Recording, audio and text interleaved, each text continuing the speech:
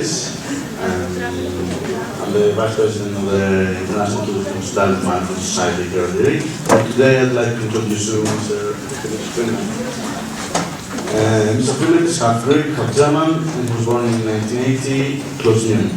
After receiving a diploma in International Business Administration from the Business School in 2005, he decided to move to Greece and co-found TravelPlanet24.com along with Chris O'Connor. Currently, he's still acting as the CEO of Tripsta and TravelPlanet24.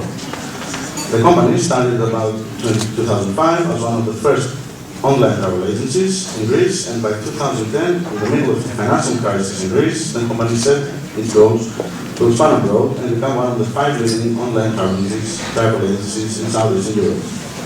TravelPlanet24 currently employs about 160 professionals working in different fields like development, design, marketing, operations, and more. It currently holds 3 offices in Athens, Bucharest, and Sao Paulo. Since September 2012, he is a member of the board of PEPAGA, the Greek Union of Air Travel Agencies, and since July 2013, he is a member of the board of Spitogalos.gr, which is a Greek website for real estate advertisement.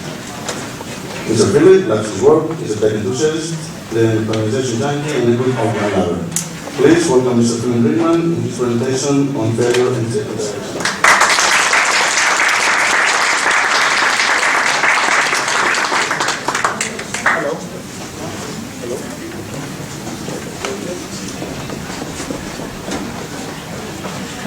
Hello.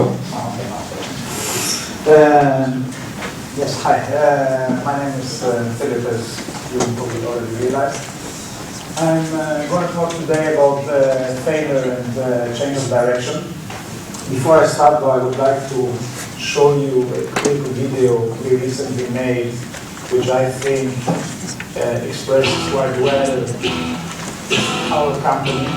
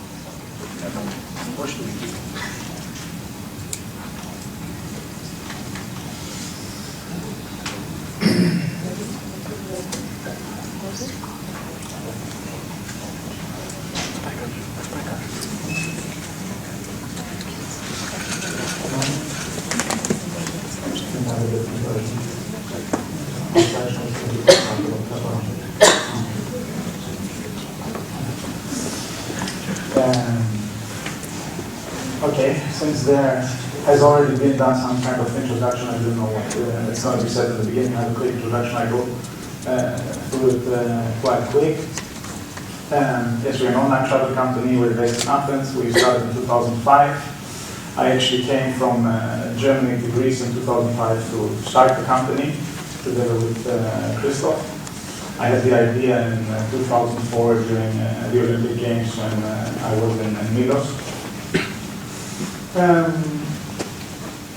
Yes, I mean, let's maybe stay here to learn what's our target. Our target is to become top player in Southeastern Europe. It's something about our values. This is our office. I think it was also mentioned before. We have our headquarters in Athens. We have a second office in Bucharest, which serves mainly as a customer support center, but there are also some marketing functions. And we recently opened an office in Sao Paulo, Brazil, where we currently employ 4 people. This is a bit our expansion history. Actually, I would say that our first change of direction was in 2010. Wasn't a failure though, but back then when we saw the crisis and we realized, okay, the crisis is becoming an issue for us as well, and we're growing slower, and what we had planned, it will not work as we had thought back in 2005. We're thinking what we could do and how we could, let's say, survive and keep growing. And the solution for this was expanding abroad and internationalizing. So we started in Poland, and it worked quite well. And based on this, let's say, success, we then continued with many other countries over the following years. This is our team. We're not a pure tourism company, but I would say that we're actually also a technology company. The second biggest department in our company is development and design. We also have 4 dogs, 2 in Athens, 3 in Athens, 1 in Brazil, and a goldfish in Bucharest. This is our growth history. We went from a turnover of 17 million euro in 2010 before we started internationalizing, 206 million in 2013. During the same time period, we also, I think, quadrupled the number of employees, or even more. Went from 30 people to 160. And the best thing is that worldwide, still 69% of bookings are made offline, which means that there's still a huge amount of growth and space, let's say, to grow. All right. All this sounds like a huge success, and I think in many ways it is, but obviously. Hi. Okay. Sorry. I think it's okay. In many ways, I guess it is a success, but obviously we also had our failures, and one of the biggest failures I'm going to talk about today. During our strategy weekend or meeting at the beginning of this year, we were thinking about how we grow in 2014 to 16, where will be our focus, which countries are important, what are the most important parts of our development pipeline. We realized that we don't have enough developers actually to support our development pipeline. So we said, how could we improve this? What could we do about it? We said, okay, maybe we should hire more developers, but we also saw that, okay, increasing our costs in terms of HR couldn't be supported by our business plan. So we're thinking, okay, maybe we need to change direction. Maybe we need to look at some other things, and we were looking at, okay, where are we actually successful? What's a major part of our business? And the major part of our business is actually flight tickets. We sell, I think, 99% of our turnover, or 98% is flight tickets. However, we also sell hotels.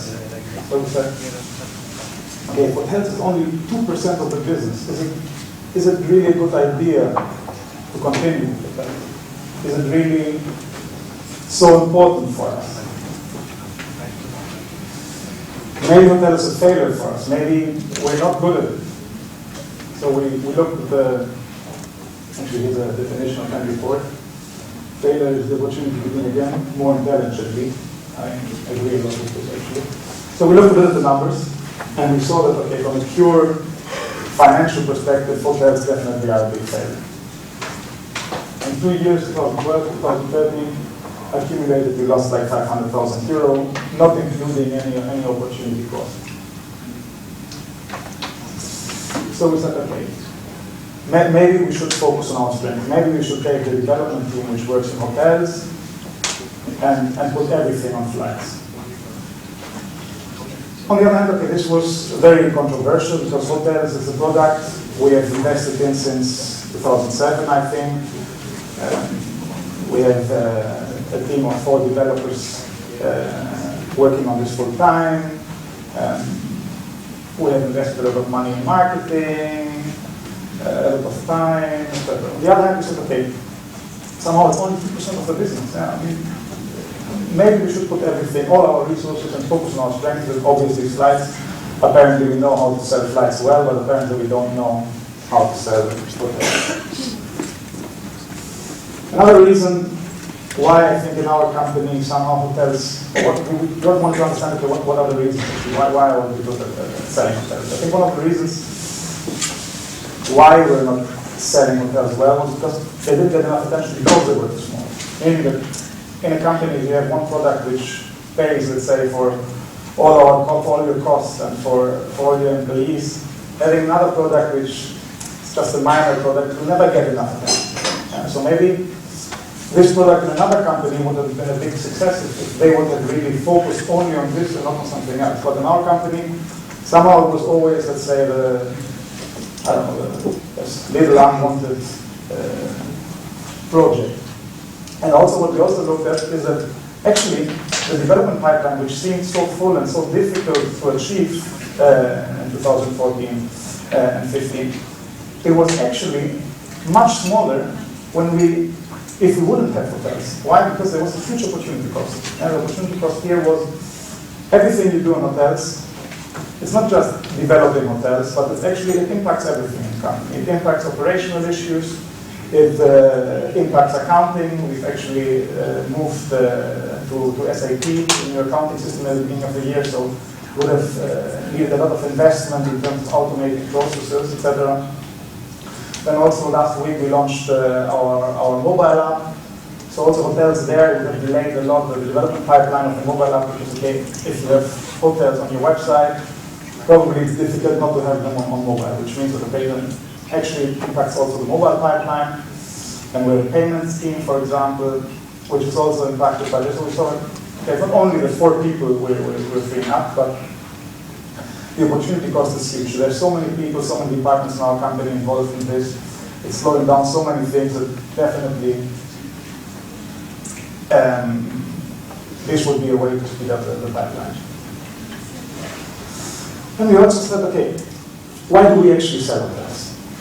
So I think in the late 90s, when the first online travel agents were founded, Expedia, Priceline, Opodo, Last-Minute.com, Orbitz, etc., I think there was this idea of looking at the traditional business model of a travel agency, so a high street travel agency. What do? They sell hotels, they sell flights, they sell cars, cruises maybe. So there was this idea, okay, we just take the traditional business model and we put it on the internet. One-to-one copy, just a different distribution channel. What works offline will work online. I think that's a big mistake, actually. To be honest, I don't think there's any company, maybe Expedia being the only exception, who's very successful at selling both products or selling more than one travel product. If you look at who are the successful players internationally in the online travel business, you will see that they all focus on one product. They're Booking.com, they only do hotels. There's Trivago, a hotel meta search engine, they only do hotels. They try doing flights, they fail. There's Kayak, they started with hotel, with flights, very successful. For the last 3 years, they're trying to sell hotels. In my opinion, not very successful. There's Skyscanner, again, a meta search company, very, very successful in selling flights, no hotels. And then there's all the other ODAs who still have everything on their website, but most of them actually only sell one product. They offer everything, but they don't sell. So maybe the idea and the concept is wrong. Maybe the idea that the consumer today really wants to go to one website and buy everything. Maybe it's a wrong assumption from the very beginning. Yeah, maybe it's just, I don't know, something we stuck it in our minds, that as a travel company you need to sell all products. So we decided to remove hotels from our website. I think we removed them, 2 weeks ago. To be honest with you, it's still somehow difficult in my mind to imagine. And I'm still very often thinking about, was it the right decision, was it the wrong decision, etc. But on the other hand, for me, definitely, hotels, at least in our case, was a failure. We don't know how to sell them well, we're not good at it, so we should accept this and move on to something really good at it. There's this very famous sentence or quote, failure is not an option. It came from the Mission Control Center of Apollo 13. Probably one of the most stupid sentences, because I think without failure, if you don't accept to fail at something, you will never dare to do anything. I mean, if you don't accept the fact that if you walk, you will fall, you'll never try walking. So, because all this concept somehow was a difficult decision for us, we also looked at how do other companies handle this actually? What do other companies do? And I think one company which is a huge or a great example for this is Google. I think for them, failing is actually part of their corporate culture. For them, failing is very, very, very important. They have this famous spring cleaning, that's how they call it, when they clean out their company, let's say, of projects, products, apps, etc., which don't work. I think during the last 2-3 years, Google has killed more than 70 of these projects. I think in total there are probably a few hundred.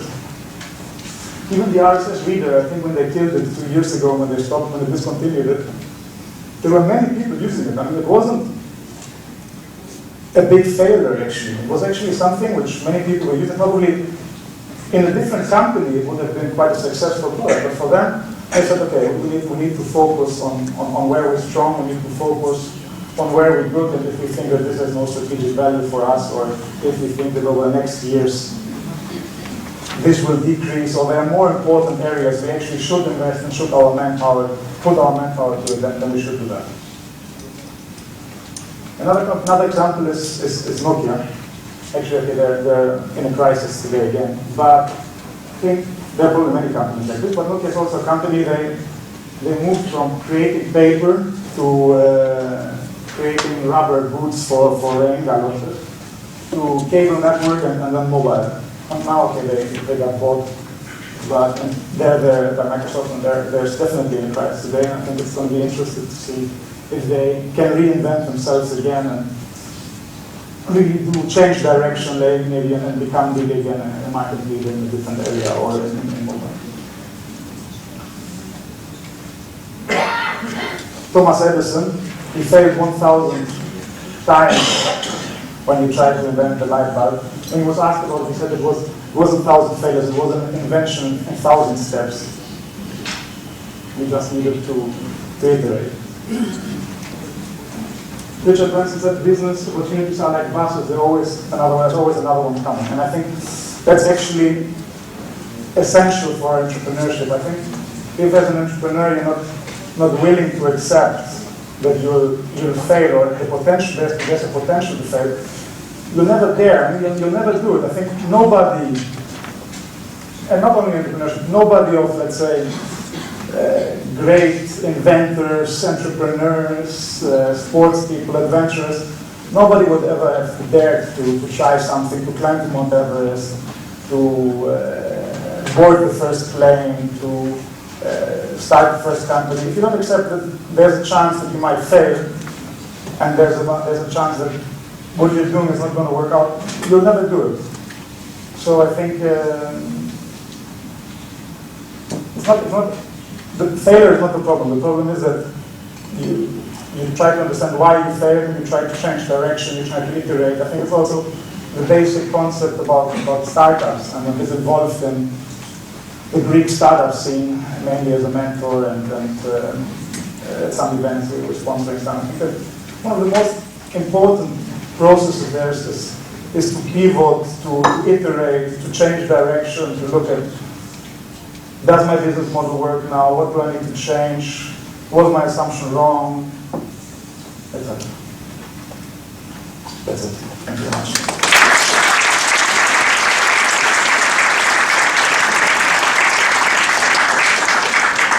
Thank you very much. Do we have any questions? Mr. Brinkmann. Does the failure affect the culture? Excuse I me? mean,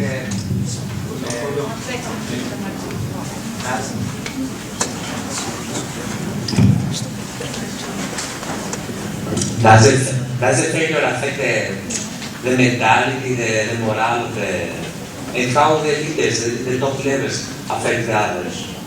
Because you have a failure, so you have stress, you have, and these leaders have to show the way for the exit or for the victory. Yeah, it's a good question. You're right. I mean, it was definitely, I think, when we presented this idea to the company, I think it was a big shock for many people. Yeah? I mean, because everybody also had this mindset that how is it possible to be a travel company without selling hotels? Yeah? I mean, we need to offer everything. Also, everybody was used to it. It was just part of our lives. For the last 7 years, it was always, we had the hotel team, etc. Obviously, also for the product manager of hotels, it was a big shock. Excuse me? Was laid off? No, he wasn't laid off. No. It was because we wanted to keep the team. That was the most important part. We needed the resources, but we wanted to put them somewhere else. So now nobody was laid off because of this. We just used the resources, let's say, in a better way. I think I'm still not 100% sure that everybody understands this move. I think many people, also business partners, also think we're crazy that we did it. To be honest, even me, I'm still sometimes thinking about, like, okay, maybe if we would have tried more, maybe we would have tried this, maybe we could have made it work. But then on the other hand, I was thinking, okay, there's so much other things we can do, and we can be so much better at where we're already good by improving what we're doing, that I think it's the right decision. Other questions? We have one.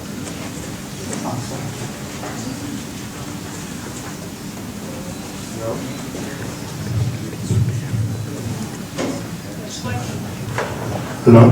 Thank you very much for your presentation.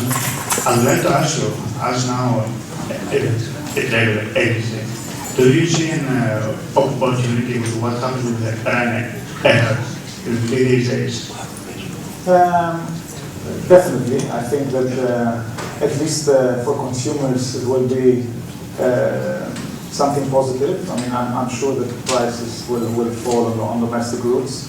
I think competition is always good, not only because it creates better prices, but I think it makes companies better. You become more creative, and you become better. I also think that one of the reasons why we're successful was also because of the competition in Greece, because not only us, although our two biggest competitors in Greece, they're also very successful. I think we were competing so hard against each other that they become better. I think with the Gene, we saw it in the future as well, when they were competing a lot with Olympic, they probably became a better airline. They focused more on their services, on their strength, etc. So for me, I think it's good that Ryanair came here. I don't think that Gene needs to be afraid of them. I think that it's a strong airline, and I think they can show what their value is. Do we have one more question? Hello. Thank you very much for your presentation. I'm actually a customer of yours. I wanted to ask you, since you have experienced this growth, we see quite often many Greek companies struggling when they are growing in terms of organizing themselves, managing the people in a better way, in larger volumes. So I wanted to ask you, what did you do during this transition from being a small company to a bigger company? What is your philosophy in terms of managing your people? How do you manage your people? First of all, I don't think what's working. How it works. Okay. First of all, I think that we're also struggling, to be honest. Yes, I think that we also haven't found the great recipe yet. I think it's a problem of many. I don't think it's a problem of big companies actually. I would say it's a problem of small companies growing fast, because usually in a startup, the kind of people you need in the beginning and the kind of people you have, the startup you need people who are hands-on, who are multitaskers, who are getting the job done, who are quick. So these are the right people for a startup. And usually, when a startup grows, the key people, they stay on board. So if these people go from a team of 10 people, where they maybe were great leaders and great managers, and did a great job, to a team of 60, it's a totally different skill set which is needed to manage 60 people. As a manager for 60 people, you're definitely not hands-on anymore, you're definitely hands-off. It's much more about delegation, it's much more about structure, reporting lines, hierarchy maybe, on a hierarchy level. It's very different, and I think that's what actually Greek startups are, or startups generally are struggling with. I think the problem in Greece probably is more that I think it's a bit difficult sometimes to find the right people to hand your company over to. Meaning I'm also thinking very often, because I have run a company of 160 people either, for me the first time as well. So, and I'm also very often thinking that maybe I'm not the right person for it. Maybe I'm very good at creating something, maybe I'm very good at the strategy and the idea, but I don't think that my biggest strength is day-to-day management, operational management, etc.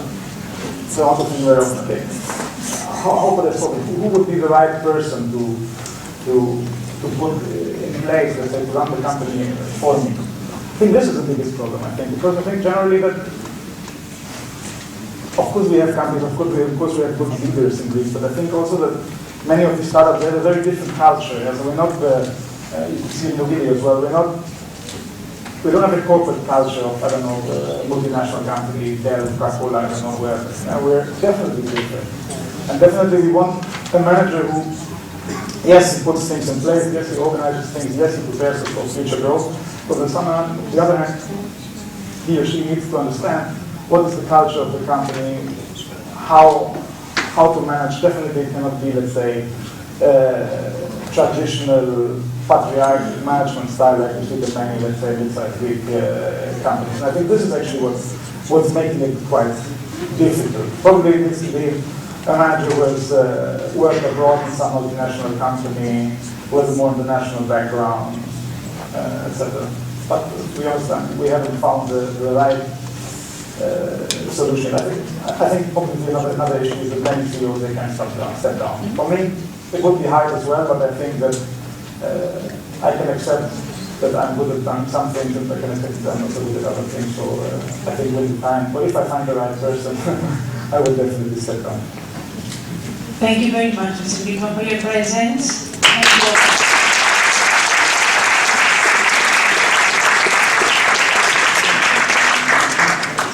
We're going to start the